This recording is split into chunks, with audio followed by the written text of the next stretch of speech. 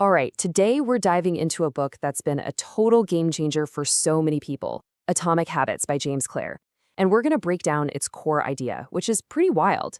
How can changes so tiny you can barely see them lead to, well, life-changing results? So, let's just kick things off with a little thought experiment. What would happen if you got just 1% better every single day? I mean, 1%. It sounds like nothing, right? You probably wouldn't even notice it day to day. But what happens when that tiny improvement starts to stack up? Well, this is where the math gets kind of mind-blowing. If you improve by just 1% every day for a year, you don't end up 365% better. No. Thanks to the magic of compounding, you end up 37 times better. Think about that. That is the incredible, almost secret power of these tiny, consistent efforts. So that incredible compounding power, that's really the core idea behind the whole concept of atomic habits. We're not talking about some massive, overnight transformation. It's all about these small, tiny wins that add up to something truly extraordinary. And, there's a perfect real-world example of this in action. The story of the British cycling team. Okay, so for pretty much 100 years, British cycling was, well, they were just okay. Kind of mediocre, honestly. But then in 2003, they hired this guy, Dave Brailsford, and he brought in this philosophy he called the aggregation of marginal gains.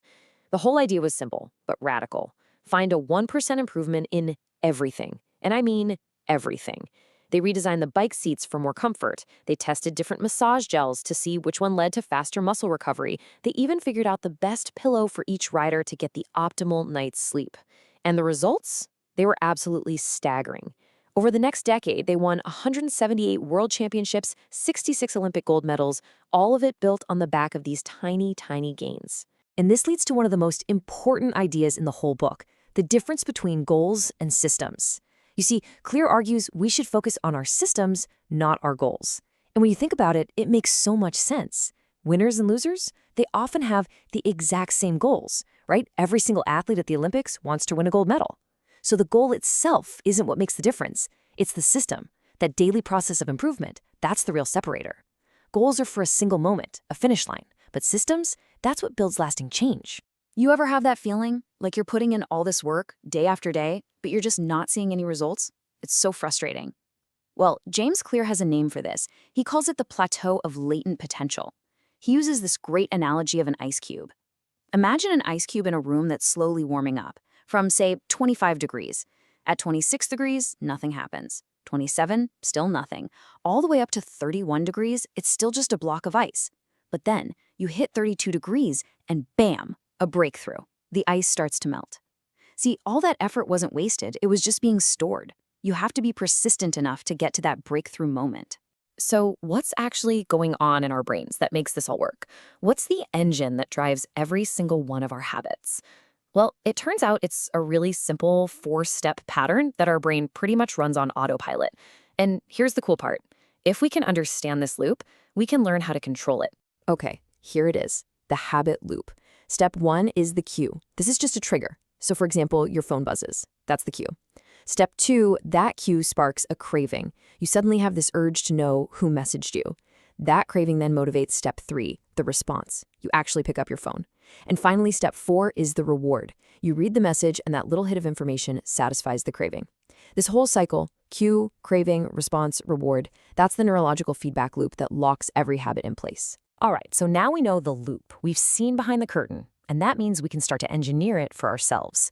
Clear gives us this fantastic playbook called the 4 Laws of Behavior Change. It's super simple. Each law targets one of those 4 steps in the habit loop, giving us a clear framework for building good habits and, just as importantly, getting rid of the bad ones. Okay, law number 1. This one targets the cue, and the law is make it obvious. I mean, it's simple, right?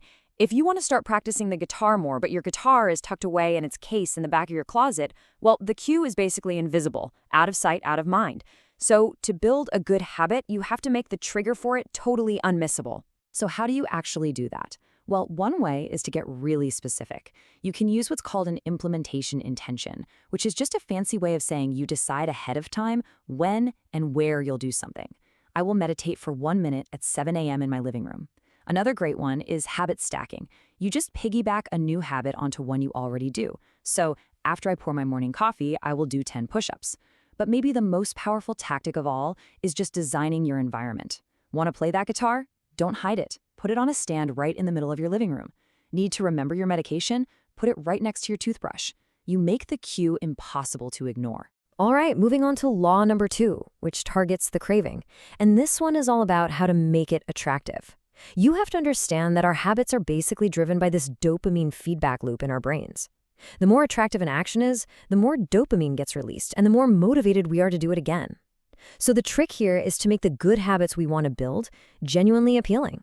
And a really clever way to pull this off is with something called temptation bundling. This is where you pair an action you want to do with an action you need to do.